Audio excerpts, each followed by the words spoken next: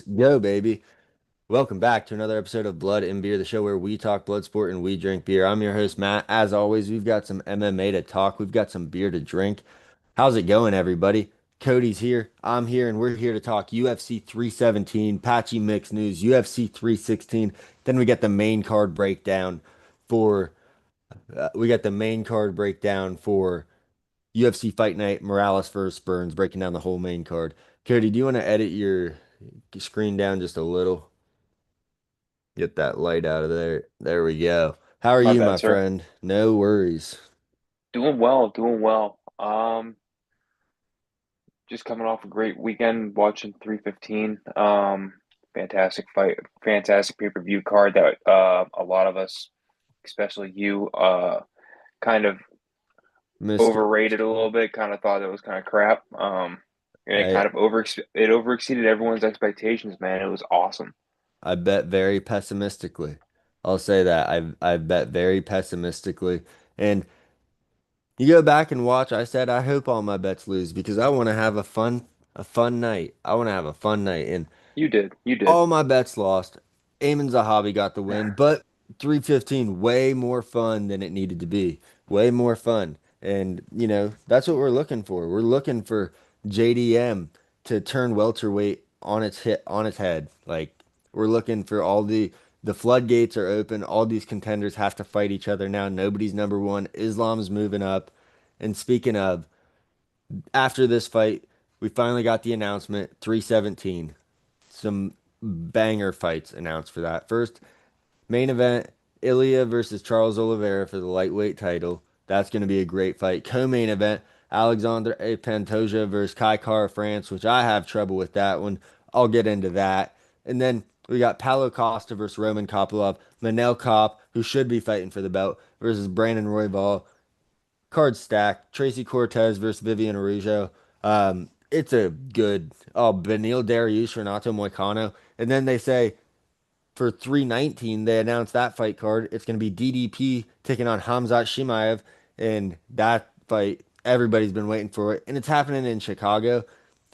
Dana and Trump were pulling some strings, got Hamzat in there. I'm pumped.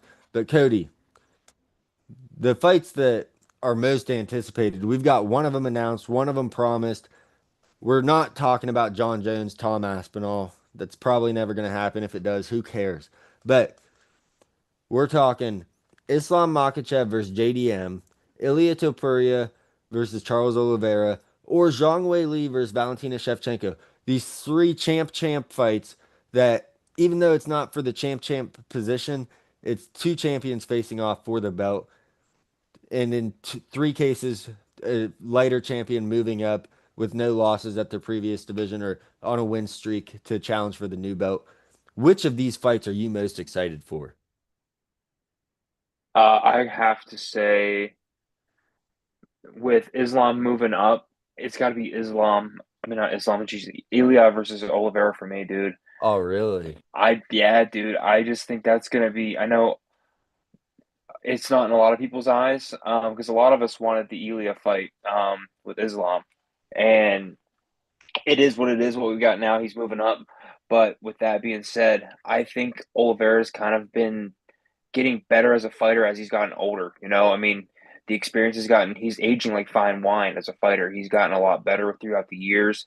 And I think with Ilya, I think he's setting up with a beautiful fine edged sword just to go up against another fine edged sword, if you guys know what I'm saying. It's just going to be two sharpened blades just going at it. They're freaking at the top of their games. And it's going to be a hell of a fight for a title, dude. I think it might be top three, top five fight of the year easily. Yeah, it could be a great fight. I'm a huge Charles stan. Just his whole run to get the title, to keep the title, the whole time. Huge Charles fan. I hate this fight for him. Makes me sad. Makes me sad thinking about Charles Oliveira possibly getting cracked by Ilia Topuria because I don't want to see it. He's put out my dude Volk. He put out my dude Max, and I'm worried he's going to put out Charles. Charles could absolutely beat him because Ilya got rocked at 155 and Charles hits like a fucking truck and is a marauder, just runs you down. It could be a fun fight. We'll have to wait and see. But fight I'm most pumped for, and it's because of what we saw this weekend, is JDM versus Islam Makhachev. Hmm. JDM's ability to stuff the takedowns against Bilal, Islam's not as big as Bilal. He's a big lightweight, but he's not as big as people are making him sound. And that fight, if he can stuff takedowns against Islam and Islam has to strike with him, it's going to be a long night for Islam because JDM's got some of the best boxing I've seen in the UFC. The body work that he puts together, his ability to go body head, body head. He fights like a boxer in there when you're in close. So that's the fight I'm most excited for. But they're all three going to be fun. Valentina versus Shevchenko. Shevchenko might wrestle her to death, but or Valentina. Wei Lee versus Shevchenko. Shevchenko might wrestle Wei Lee to death, but Wei Lee can scramble like no other. She's got a Energizer Bunny motor, and she could just cause some problems by being so active for Valentina. Valentina likes to have a slow paced fight. She can get in there and brawl with you, but she'd rather stick and poke you and kind of have a point fight. And Wei Lee's going to get in there and make it messy. So that could be a fun fight. That's a Mount Rushmore style fight. And I can't wait for that. I can't wait for any of them. They're going to be amazing. But on top of that, we just got news a few hours ago that Cheeto Vera is out of his fight with Mario Batista at UFC 316. And I know what we're all thinking. Is Francis Ngannou going to step in and fight the bantamweight Mario Batista and knock his fucking head off for what he did to Jose Aldo? No, but the next best thing. We got Patchy Mix making his UFC debut. Cody, I know you're not big on Patchy Mix, but he's taking on Mario Batista. And this dude is the best bantamweight in the world, I think. I think he could beat Marab. He's got a style that gives wrestlers trouble. He doesn't get taken down. He's a huge 135er, submissions for days and he's going to go out there, make his debut at 316, going to run over Mario Batista. I can't wait. Dude is special. He's been on the sidelines with PFL for a long time. He just got released yesterday, already has a fight booked with UFC. PFL couldn't get him a fight. They got him one fight in 2 or 3 years. UFC goes out there, gets him a fight in a day. No problem. What's the deal, PFL? Get your shit together. All right. That's what we got, though, as far as we're talking about the news, the announcements, and whatnots. Thank you for holding on tight with me there, Cody. So we got Gilbert Burns versus Mar. Yeah, we got Gilbert Burns versus Michael Michael Morales. Morales. Fun fight card. First, our bets from last week. I pulled a Noah this time, dropped all foul. You went up plus 1992. So you're up over 5,000 year to date, 500% profit on the year. I'm still up 800, but it's not that great. 80% profit's not that great. So we're looking to bounce back. We'll get you the bets at the end of the show, as always. Throw all 1,000 down, spread it throughout the card. But we're gonna jump into this one. First, Cody, since I've been talking for so long, I'll let you kick us off with this main event. Gilbert Burns coming in big underdog against Marlon Morales. Undefeated fighter. You know what I've been saying about the undefeated fighters? They're 14 and 24 now, or 14 and yeah, 14 and 24 now. So Hmm. they're still about 10 down. How's this fight going down in your eyes, my guy? Um, I think the odds maker got this right, and I think the odds makers kind of just glorify kind of what the heck is going to happen in this fight. Gilbert Burns is old. He's very, very old. I think he's getting ready to. I think if not, this might be his last UFC fight. Um, he's on the way out. He's lost his last three fights. He's not looking good in any of his bouts. He has a good he has the striking ability and the power, but the problem is um, Michael Morales is just he's younger, he's way faster. He's got the speed. He's got a great takedown defense. He's got a great striking defense. He's just right Better. I get what right you're now saying. he's an all-around better fighter than him. I mean, it's nothing against Gilbert Burns. It's just wrong place, wrong time, I guess, for him. But I guess if you want Gilbert Burns to have a shot here, his leg kicks early on have to get through, and they have to get through often and clean, just to prevent any kind of takedown opportunity for him to kind of get it grappling, because that's what Morales is going to go for here. Um, well, no, I'm sorry, Burns is known to grapple here. I got that flip flopped. He's known to grapple, but I mean he's going to have to abandon that because Morales has 100% takedown defense rate. Um, the odds tell the story. Morales, he's got like a 7 inch, 8 inch reach on him. And he's great with keeping the distance on his fights. So I think for me, I think Morales is going to walk away with this one easily, if not by TKO, um, by decision, easily by Yeah, far. I I mean, think I think you're right there. Morales definitely has the edge here, and the 8 inch reach, that's jarring. You look at the strength, the power that Morales carries. He wobbled Neil Magny with a spinning elbow. Dude's a beast. One thing that does give me pause for concern over that 8 inch reach, over the 5.5 strikes per minute, the takedown defense, all of that. When Morales fought Neil Magny, Magny held him up against the cage for about a minute and a half, just able to ragdoll him kind of and hold him there. And Morales could not get out of it until mhm. Morales spun with the spinning elbow, lands on the side, back of Neil Magny's head and wobbles him, flips the fight, and he's able to turn it around. So if Gilbert can rush in and get the grappling, he might have a huge advantage as far as the strength goes in the grappling department. But yeah, it's just with Gilbert, he did not look terrible in the fight against Sean Brady, but he did lose that by unanimous decision. He went all 5 rounds. I just You look at what happened with JDM, a dynamic striker like what you're getting with Michael Morales, and I think you're going to be seeing a good night for Michael Morales. Odds makers got it right here, and I'm going to stay away from it. But I wouldn't be surprised if we see Gilbert Burns kind of ragdoll and maybe find his way to a rear naked choke after a couple rounds. So I'm gonna stay away from it because the odds are crazy. There is a shot for Gilbert, but I think that it's Michael Morales' time. But that undefeated fighter curse, it is real, and it's definitely affecting the major prospects more than anyone else. And Michael Morales is nothing but a major prospect. He's looking at if he wins this fight, he's moving into that top rank of guys. He's right there on the outside looking in with the not the JDMs, but the Sean Brady's, the Shavkats, the Ian Garys, the Carlos Praches, sets himself up with a fight with any of those guys. He moves into that top, he's not a top five fighter by the rankings, but he's a top five contender as far as guys you're looking at that could fight for the belt.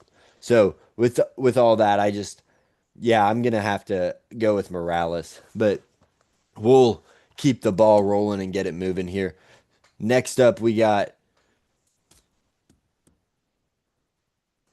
You got terrible, Rodolfo. You got yeah, Rodolfo dumbass. Bellato versus Paul Craig here. Yeah, dumbass fight here. Paul Craig, I can't believe, I cannot believe this is the co-main event here. What the fuck are we doing?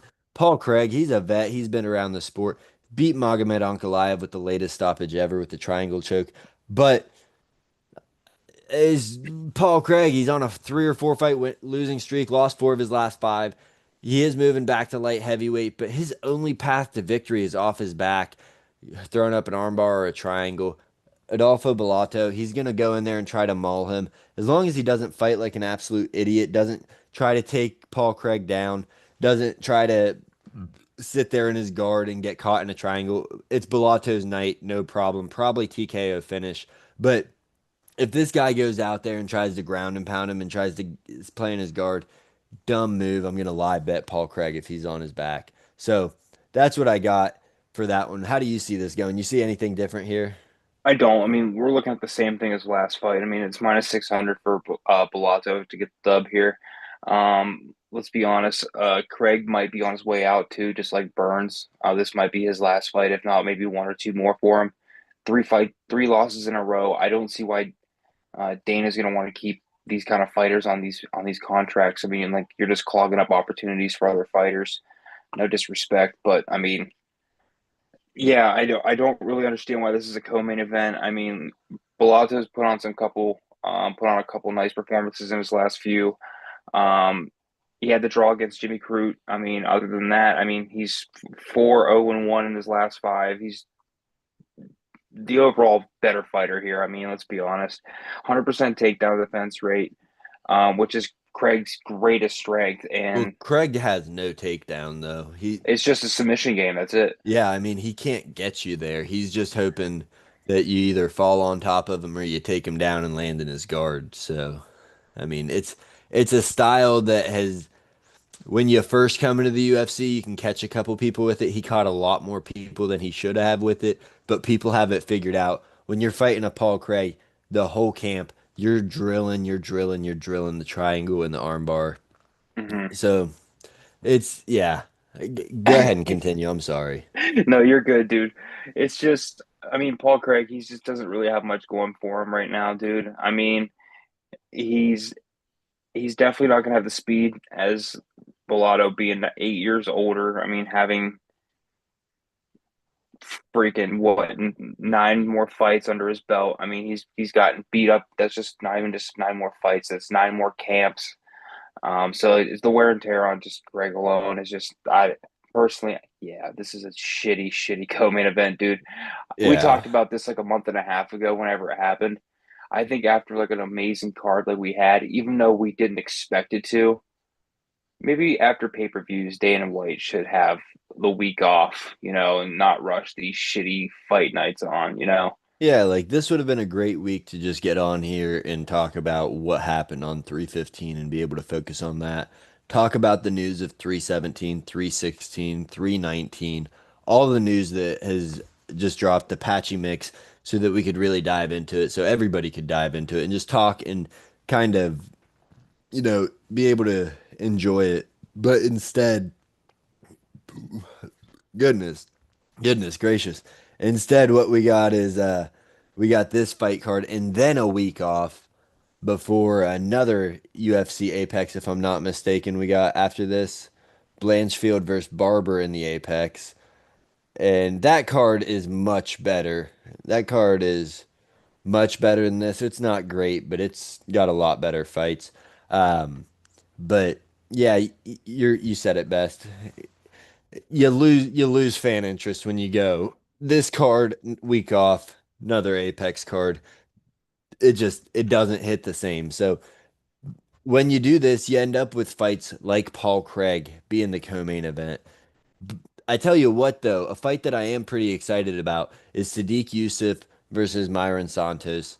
This fight, these dudes are like a carbon copy of each other. Sadiq Yusuf's much more experienced as far as age and UFC experience. Myron Santos won the Ultimate Fighter, big 145er. Dude's a beast. He's 16 and 1, knockout power. He's got great takedown defense, very well rounded. Sadiq Yusuf has great boxing, good low kicks, very well rounded as well. It's just it's a I don't think either guy has an advantage here. Now Myron Santos, he laid a dud in his last fight. He won by split decision against Francis Marshall when he was a huge favorite, but laid a it was just a laid an egg. He didn't do what he needed to be doing. So he did that, but he's coming again against Sadiq Yusuf, who lost against Edson Barbosa in a unanimous decision fight. Great fight that was, but Edson killed him towards the end. Diego Lopez knocks him out in the first round of their fight at UFC 300, and he hasn't fought since then. So it's been almost a year, or a little over a year since he's fought. And you just you look at it and you're like, where is Sadiq at? Because before the Lopez fight, he had some health concerns that he was going through that were causing him to be delayed.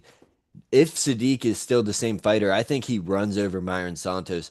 But we've also seen cases of these guys that are newer to the UFC that are big prospects, like a Myron Santos, who come in and they kind of have a shit performance and it brings people way down on their stock. And then the next fight, they go out there and they just style on a dude that is way better than the last dude they fought. And I think that's kind of what we're going to be seeing here. 24 versus 31 is not old, but 31 with health concerns, with knockout losses, the list goes on. That is a bit of a different story. So I'm leaning Myron Santos here. I think I'd place a bet on him probably. I may have him in a parlay. I'm not sure. I'll have to check when we get to the end here. But how do you see this fight going down? For me personally, I have this as my sleeper fight of the night. I think this one might be the best fight on the card, just action wise and just entertainment wise as a whole.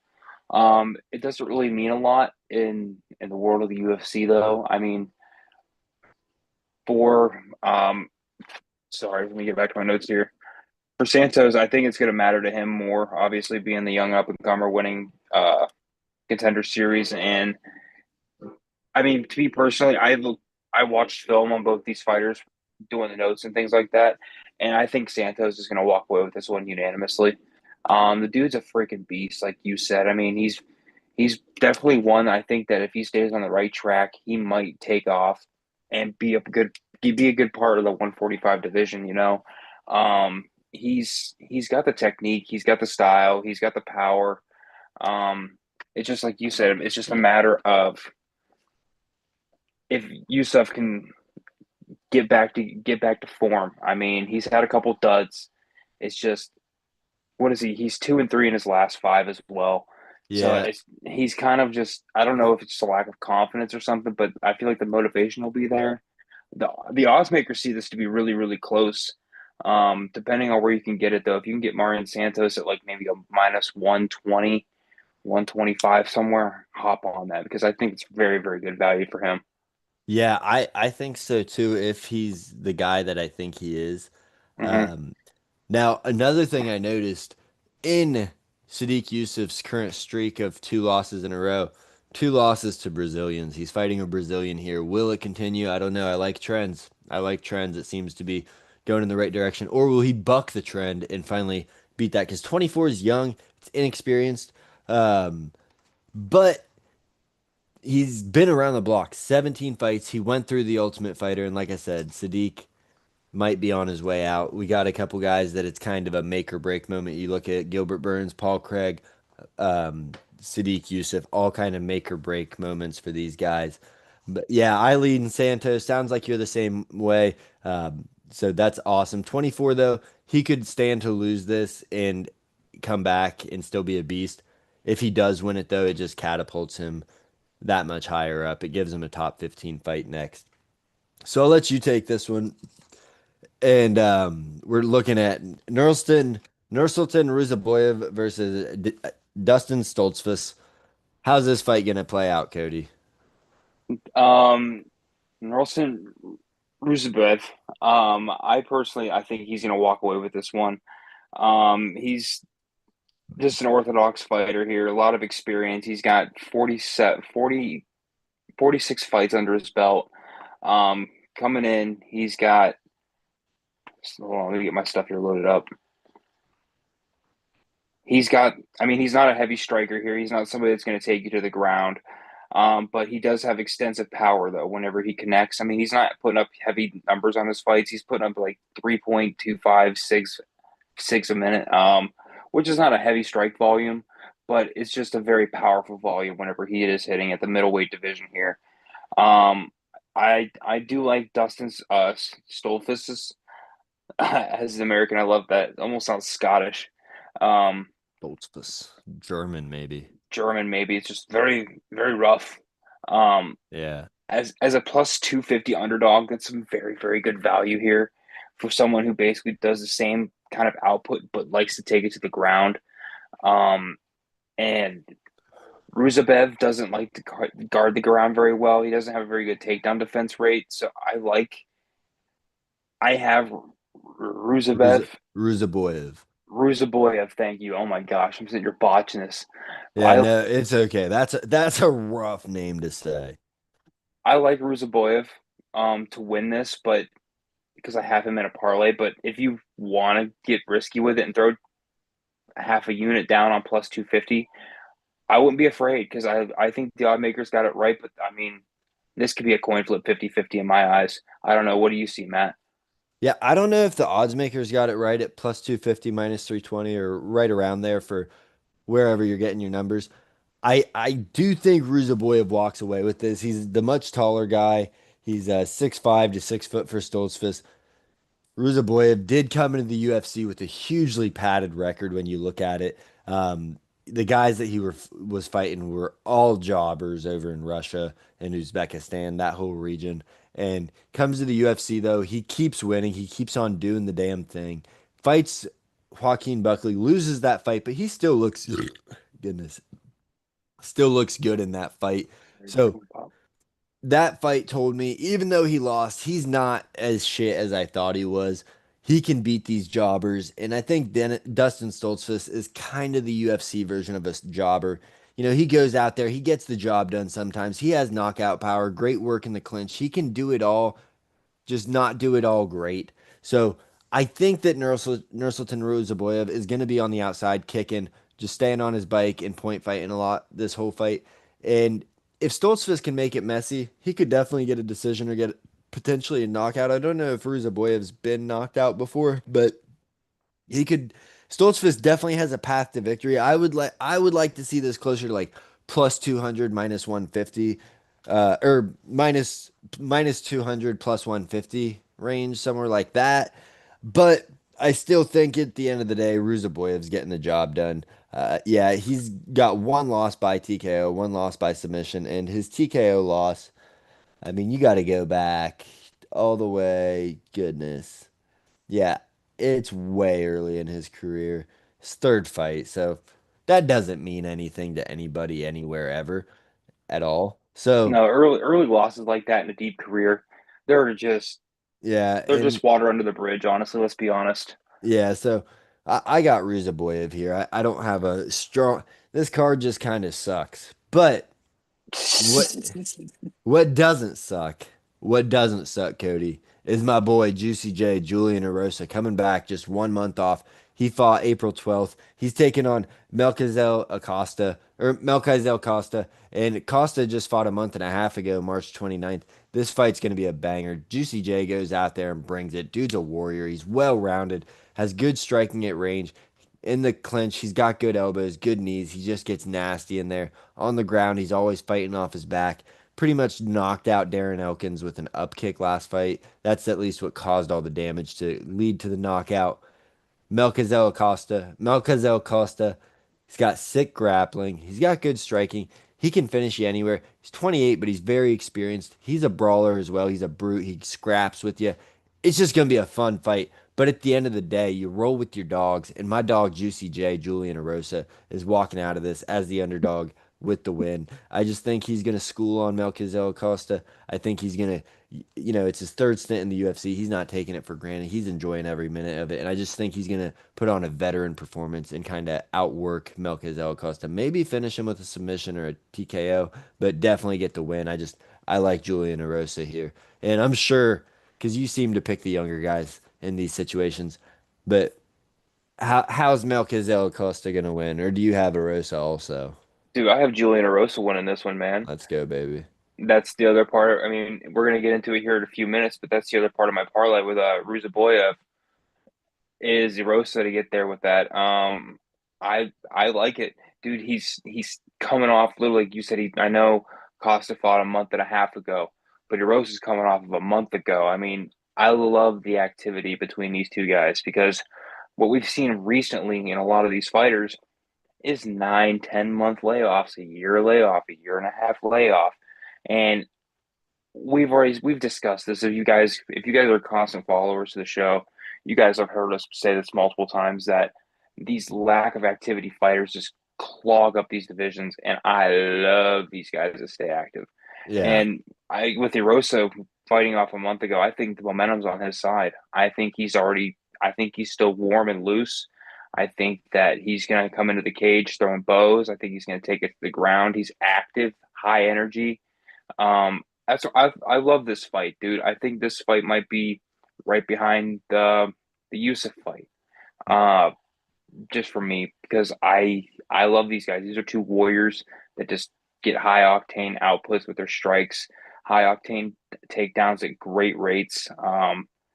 Yeah, They I don't mean have 1.6, 1.9. I mean, that's good takedown average per 15 minutes. So, because as we've all learned going through here that not every takedown is a takedown and things like that. So I mean, just even to get them to the ground and whatnot, still though, they're very active fighters. I love this, and plus at plus 145 on ESPN here. I like Julian Erosa. I think he's gonna walk away with this one easily. Not easily, I should say, but it's gonna be a badass fight. he's But gonna get the job I done. think he's gonna get the job done here, like you said. Both being southpaw fighters, I think he matches up perfectly with him. Yeah, and I do too. And I love this fight. So, we'll get into what we always talk about on these main card breakdowns. Cody, over under on the finishes. You were right last week. You were Mr. Positivity, Mr. Positive, and you were right. You said over the 4.5 that I gave you. I think it hit at 5 or 6. So It was over. Not by a lot, but it was a great card. Great card nobody could have expected. Hmm. And this week I set the line at 5.5 on 12 fights. How many finishes are we going to see this weekend? I have it under. You have it under. It's a pretty shitty card. I think a lot of these are going to go the distance. I think these two of these three undefeated fighters are going to get put to the challenge, and they're going to have their chins put up to them, and they're going to have to fight and they survive, and it's going to go the distance on two of the three. I think, yeah, it's good octane fighters, you know. But I don't think we're going to get some knockout power like we think we're going to see. We're not going to get some chokes. It's Yeah, out there, but I just there's a see a lot lot of of durability on this card. I mean, you look at the first three fights, you got Tisha Pennington versus Luana Pinheiro, Husung Park versus Carlos Hernandez, Denise Gomes versus Elise Reed, Luana Santos versus Lisboa. Those all four sound like decisions, I guess. And then this Wydell Vale versus Connor Matthews, -500 favorite. That could be a finish. Jared Gordon usually goes to decision. Gabe Green versus this Camilo guy making his UFC debut. I just don't know. Maybe decision there. Costa Erosa's up in the air. I'd like to see a finish up in the air though.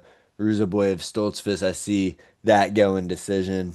I see Sadiq Yusuf Santos decision. I see Paul Craig versus Bellato finish and Morales Burns. That's another one up in the air for me. So I'm not sure how that's going to go either. But yeah, so I'm going under. I think it could be way under and disappointing, but I would like to see just a lot of ridiculous knockouts, people doing dumb stuff and silly things happening. But now let's get to why we're here, why the people come here, why Blood and Beer is here. Our bets are presented by us. Cody sitting on a sponsor me. 500%, yeah, 500% profit. So you might want to Sponsor tail me. this guy and tail me this week because I'm gonna kill it. I just know it. I just know it. I'm the bomb. I got a lot of bets out there. I normally don't do good when I do a lot of bets, but How much are you up on the year right now? I'd have to look at the exact numbers on the page, but it's like 860 or 882 or something. Oh, I got a comfortable lead then. Oh yeah. Oh yeah. So, with your comfortable lead, I'll let you go first on your bets on how this is gonna play out. All right, y'all. If you've been following, I think that you kind of get the train here. I'm not going crazy here. Uh, low, low, low, low volume, high quality bets. That's what I like to see here. So I got two parlays, two simple parlays, people. The first one is a plus 118 parlay. It is a Santos and Ruzaboyev money line parlay at plus 118. You're gonna throw 500 on that. It's gonna bring back a total of $1,090. And then the next one, Ruzaboyev.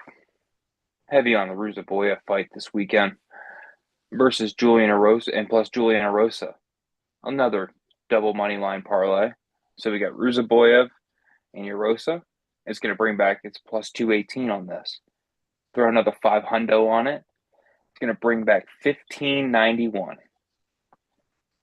with a total profit option of 1681 is what I can bring back this weekend. I'd have to figure out my exact profit margins here, but here we go. My bets. Julian Erosa money line because he's my dog. We're putting 200 on him and he's gonna bring it home for us. That brings Okay. us plus 142 on DraftKings when we placed it 484 back. Then we got Jared Gordon money line over Chago Santos, another 200. -120 on the odds brings us 366 back. Adolfo Bellato versus Paul Craig to go over 1.5 plus 105. We're putting 100 on it to win 205. I like that.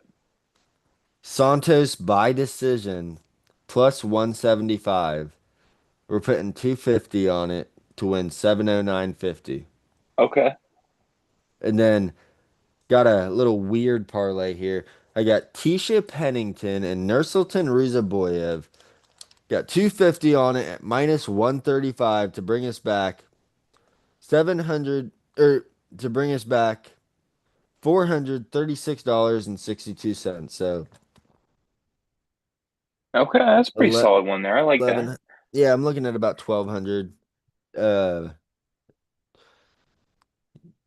or It just 11, sucks yeah, that you about have 12 it just 1200. sucks that you have Ruzaboyev winning and Erosa winning.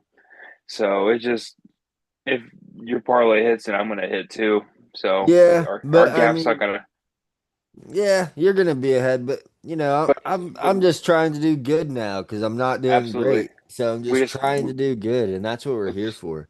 absolutely let's just try and get you on the winning side here. Yeah, but you We know, need to get you're Noah on the winning side too here. I know I wish Noah was up in here, but yeah, we got the fight news that we've got coming out lately. It's just been unreal. MMA, even though it's down this week, it's back. It's back, baby. And the stars are being built. The Topurias, the Islams, the JDMs. It's back, baby. And I just know it's back. I'm so pumped for it. Cody, tell them where they can find you. We need to And get you a Blood and Beer Twitter. We need to get you on there, but tell them where they can find you. right now, basically on X, you can just find me at my handle right there, underscore Cody McCoy. Same thing on Instagram. I don't really post much on Instagram. But on Twitter, I'm more active on there if anything. If I do get on there and post, I'm not very active on social media. You It's need to just start posting those bet slips. I do. It's a jinx though. If you send it and you post it somewhere, You post it's it after to rub it in the face of the people. I just gotta have it somewhere quietly, just individually post the pics or something. Because once you put the slip out there, I swear, it's like they know, and it's just gonna lose, man. I don't know what it is. But I do. I need to get them out there because even like I have buddies outside of the show that watch now. After I've been telling them about it, they want to get on the picks, and they're like, "Yo, dude, just send me a few, and I won't tail everything. I'll just pick what I like off of it, you know." And it's just I It just makes you feel like you're like, I don't want to spend your money. But no, I I feel tell bad you, if it loses. I tell you what, so when I started the show 2 years ago, I didn't do any bets. I just did picks Hmm. and I killed it. I killed it. I was like, I don't care what the odds are. I just look at who I think's gonna fucking win.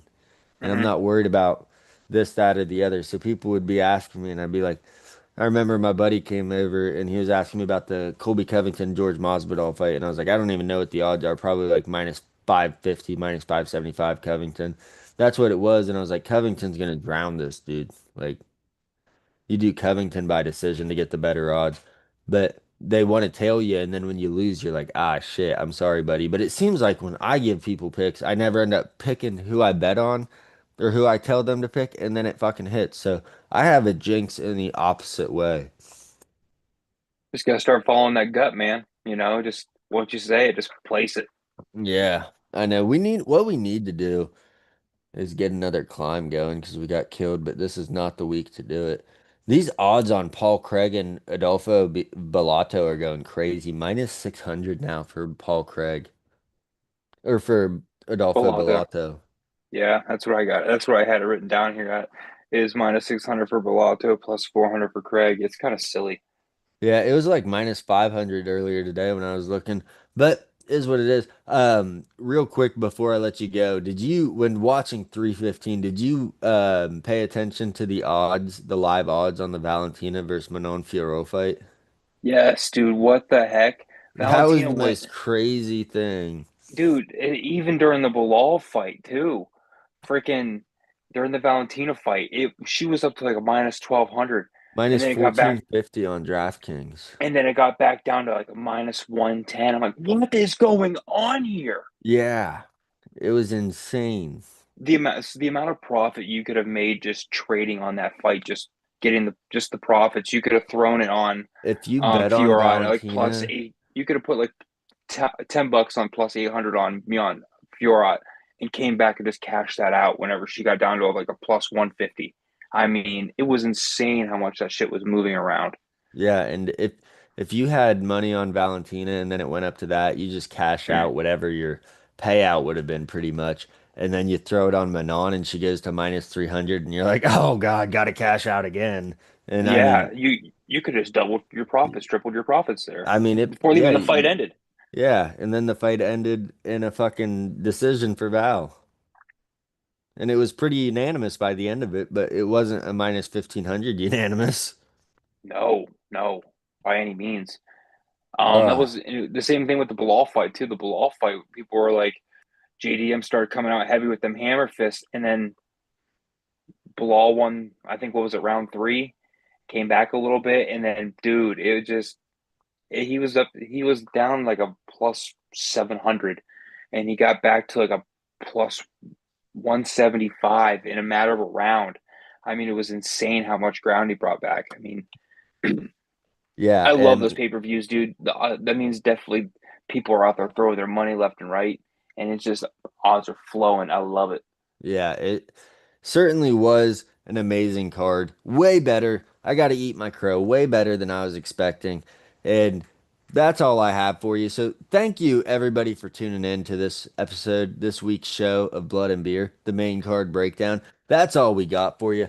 Tail Cody's picks, tail my picks, but especially tail Cody's because he's on a bit of a heater. He lost 1,000 a couple weeks ago and is still up 500%, still up 5,000 year to date. So Cody's killing it. I'm not. Thank you for tuning in. Make sure you check us out on Spotify, Apple Music, Amazon, wherever. Follow us on Twitter, Blood Beer MMA or X, whatever it is. And yeah, make sure you like a comment, give us a sub, give us a like. That's all we got for you. I appreciate you tuning in. Cody, I appreciate you stopping by. And that's all we got. This is Matt with Blood and Beer and Cody also.